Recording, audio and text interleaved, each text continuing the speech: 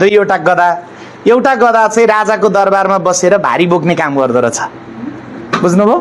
राजाको दरबारमा बसेर भारी बोक्दो रहेछ। एउटा गदा चाहिँ म जस्तै फ्रिल्यान्सर रहेछ, जहाँ जहाँ बोलाए त्यहाँ जाने, कमाउने, खाने, हिँड्ने, रमाउने रहेछ क्या, फ्रिल्यान्सर। ऊ पनि दिनभरि भारी बोक्दो रहेछ अनि बेलुका चाहिँ दोहोरी रेस्टुरेन्टमा गएर मस्तीले नाच्दो रहेछ। एक दिन संयोगले दुईटै गदाको बाटोमा भेट भएछ अनि राजाको दरबारमा बस्ने गदालाई फ्रिल्यान्सर गदाले भनेछ, तिमी त राजाको दरबारमा बस्या छ, मस्ती होला है, तिमीलाई त मिठो मिठो खाना पाउँछ होला, अनि बेलुका यसो वाइन खानी गरेछ कि छैन भनेर सोधेछ।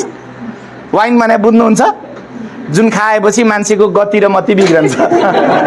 अनि उसले भनेछ के खान पाउनु, सधैँ राजाले रामधुलाई गर्छ भनेछ। रामधुलाई भने बुझ्नुहुन्छ? पिटाई के। अनि त्यो फ्रिल्यान्सर गदाले भनेछ त्यो राजाको पिटाई खाई खाई केलाई बस्छ, छोड्दे दरबार, आइज दिनभरि आइज, रमाइलो गरौँला, मसँगै भारी बोक्ने, अनि बेलुका दाजुभाइ गएर दोहोरीमा नाचौँला भनेछ। राजाको दरबारमा बस्ने गदाले भनेछ आउन त हुन्थ्यो साथी, एउटा आशाले बसिरहेको छु, आउन त हुन्थ्यो साथी, तर एउटा आशाले बसिरहेको छु, के हो त्यो आशा भन्न?